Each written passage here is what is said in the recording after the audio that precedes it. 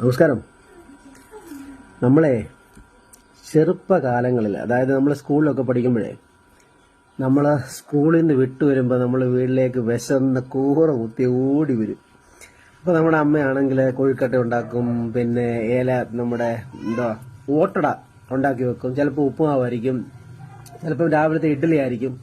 അതൊക്കെ നമ്മൾ ആർത്തിയോട് ഇങ്ങനെ കഴിക്കുന്നത് അതൊരു രീതി, അത് ചിലപ്പോൾ നമ്മൾ ഓർത്തു പോകും.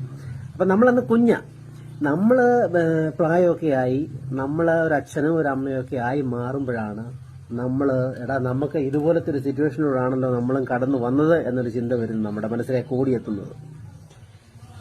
അതൊരു പ്രത്യേകതരം ഫീൽ, അതൊക്കെ ഓർമ്മയെന്ന് പറഞ്ഞാൽ. ഇപ്പം നമ്മുടെ പ്രിയപ്പെട്ടവള് കുഞ്ഞുങ്ങളിപ്പോൾ സ്കൂളിൽ നിന്ന് വരും, അവർക്ക് വേണ്ടിയുള്ള പിന്നെ നമ്മളെ കല്ലിൽ പരത്തിയുള്ള അട ഉണ്ടാക്കുന്ന തിരക്കില്ല. അട കാണാം, എന്നിട്ട് നമുക്ക് അട ഉണ്ടാക്കുന്നത് കാണാം, എന്നിട്ട് നമുക്ക് അട കഴിക്കുകയും ചെയ്യാം. കമോൺ.